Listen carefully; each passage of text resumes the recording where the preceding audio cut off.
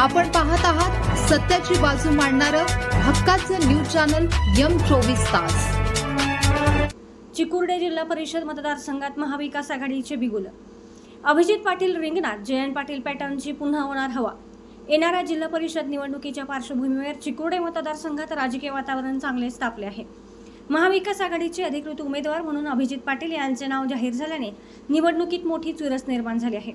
विशेष म्हणजे अभिजित पाटील हे उद्धव ठाकरे यांच्या शिवसेनेच्या मशाल या चिन्हावर ही निवडणूक लढवत असून त्यांना राष्ट्रवादी काँग्रेसचे दिग्गज नेते जयंत पाटील यांचा भक्कम पाठिंबा मिळाल्याने महाविकास आघाडीचे पारडे जड मानले जात आहे। अभिजित पाटील यांच्याकडे 2014 पासूनचा मोठा प्रशासकीय अनुभव आहे। 2014च्या निवडणुकीत त्यांनी अपक्ष म्हणून निवडणूक लढवत दणदणीत विजय मिळवला होता। त्यांच्या पाठीशी असलेला मोठा युवा वर्ग आणि दांडगा जनसंपर्कही त्यांची जमेची बाजू मानली जाते। प्रशासकीय कामाची जाण असणारे एक अभ्यासू युवा नेतृत्व म्हणून चिकुर्डे परिसरात त्यांच्याकडे पाहिले जाते। नुकत्याच झालेल्या ईश्वरपूर आणि अष्टानगर परिषद निवडणुकीत जयंत पाटील यांनी आपले निर्विवाद वर्चस्व सिद्ध केले आहे।